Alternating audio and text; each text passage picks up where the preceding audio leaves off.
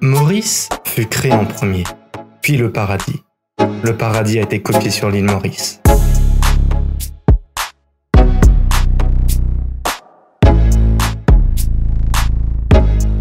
Vous pensiez vraiment que Mark Twain avait dit cela?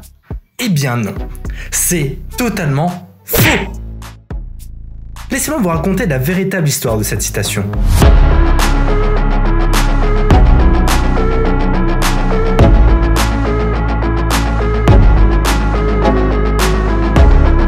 Quand on parle de la beauté de l'île Maurice, cette personne aime bien sortir cette phrase tirée d'un livre de Mark Twain pour un peu frimer en société. Alors qu'en fait, l'écrivain américain n'avait probablement pas une si haute opinion de Maurice et des Mauriciens. Mark Twain est un écrivain américain né le 30 novembre 1835 dans le Missouri.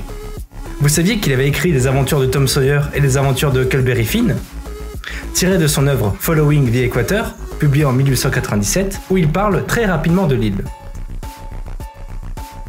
Vous ne vous attendiez pas à ce qu'une personne soit fière d'être mauricien, n'est-ce pas? Mais c'est ainsi.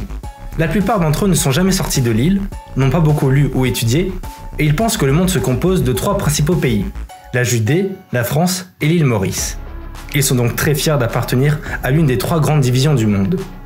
En réalité, cette phrase avait juste été prononcée par un citoyen que l'écrivain avait rencontré pendant son séjour à l'île Maurice.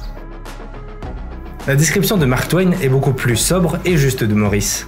On peut déceler un peu de dérision, loin de la vision paradisiaque qu'on lui prête à tort.